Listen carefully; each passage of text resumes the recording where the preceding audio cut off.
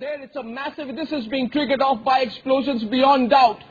Explosions so large that they've consumed the entire wing of the Taj Hotel. A massive explosion that seems to be close to destroying one of the most beautiful structure that represents not just the city of Mumbai, the heritage of Mumbai, the spirit of Mumbai. That's going up in smoke even as we speak tonight. Shantanu Pulaskar is our reporter reporting live.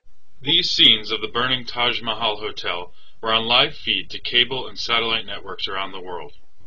Many Westerners had heard of the rivalry between India and Pakistan, and may have been aware of the tensions centering on the disputed territory of Kashmir, but the sheer brutality and brazenness of the Mumbai massacre brought the jihad in India to global consciousness as never before.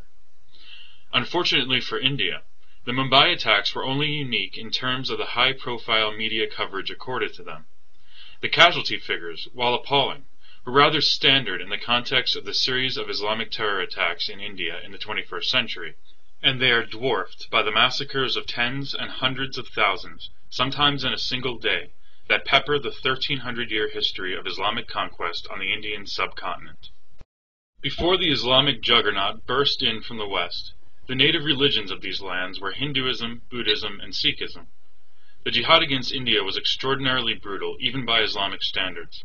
This is because, unlike the so-called people of the book, Christians and Jews, who enjoyed some basic rights as subjected dhimmis, Hindus and Buddhists were considered idolaters, the lowest of the low, worthy only of death.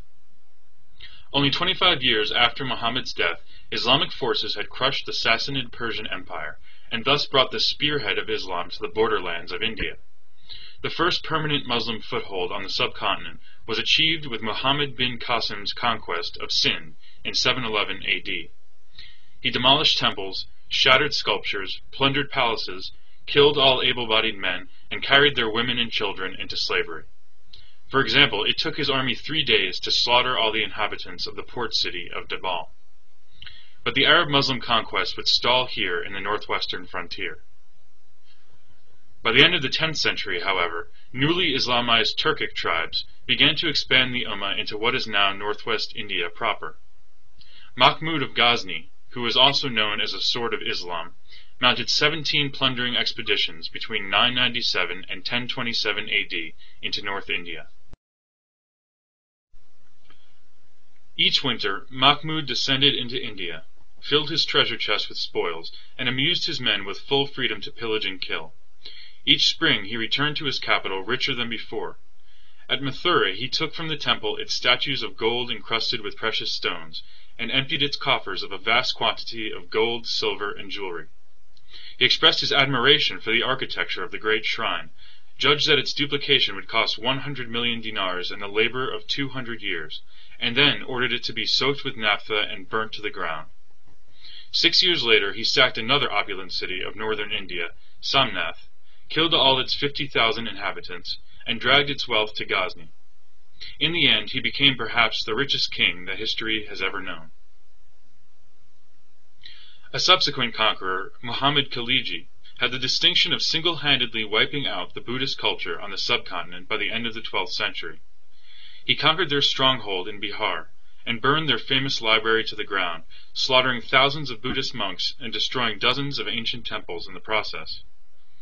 Muslims have done their best to erase any trace of this culture, even as recently as March 2001, when the Taliban destroyed 4 giant statues of Buddha in Bamiyan, Afghanistan.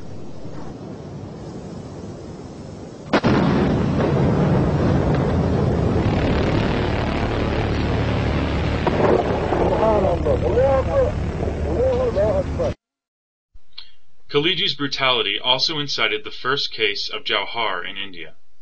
Jauhar is a desperate act of mass self-immolation. When Khaliji besieged the city of Chittor, the Hindu inhabitants realized their cause was hopeless. As the men rode off to certain death in battle, the women and children burned themselves alive, rather than suffer the dishonor of being killed or enslaved by the conquerors.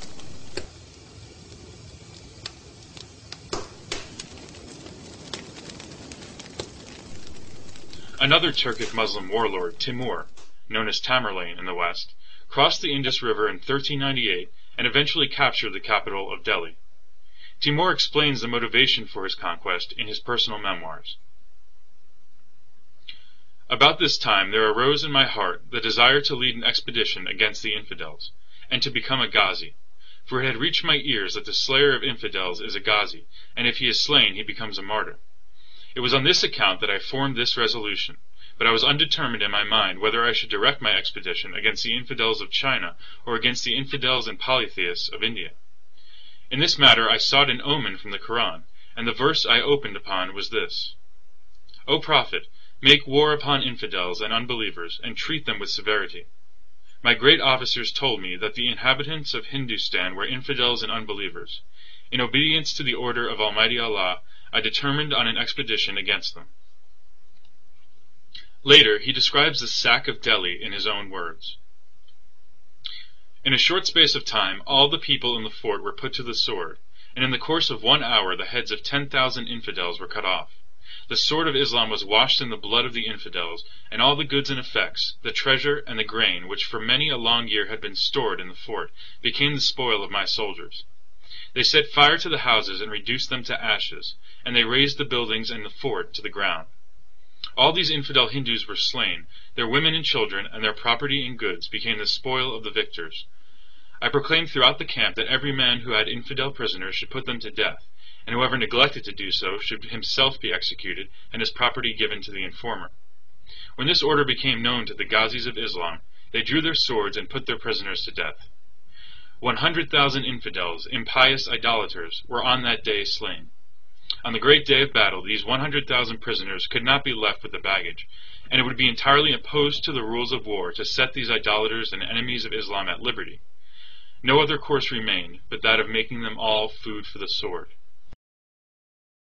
By the early 1500s, the mantle of Islamic power in India had passed to the first Mughal emperor, Babar.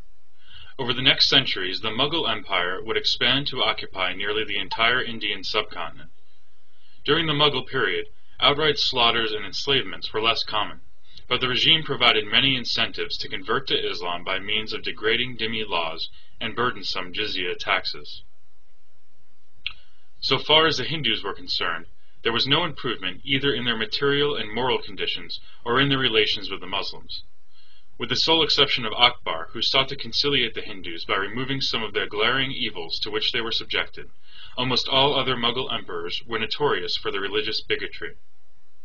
The Muslim law, which imposed many disabilities and indignities upon the Hindus, and thereby definitely gave them an inferior social and political status as compared to the Muslims, was followed by these Mughal emperors with as much zeal as was displayed by their predecessors. The climax was reached during the reign of Aurangzeb, who deliberately pursued the policy of destroying and desecrating Hindu temples and idols with a thoroughness unknown before or since. Based on Muslim chronicles and demographic calculations, Indian historian K.S. Lal has estimated that the Hindu population of India decreased by 80 million during the millennium of Islamic rule. Yet despite a deliberate policy of genocide and conversion over the 1,000 years of partial or complete Muslim rule, the majority of the population miraculously retained their Hindu religion as modernity dawned on the subcontinent. In the next episode, we will explore the continuing Islamic efforts to reconquer India in the modern era.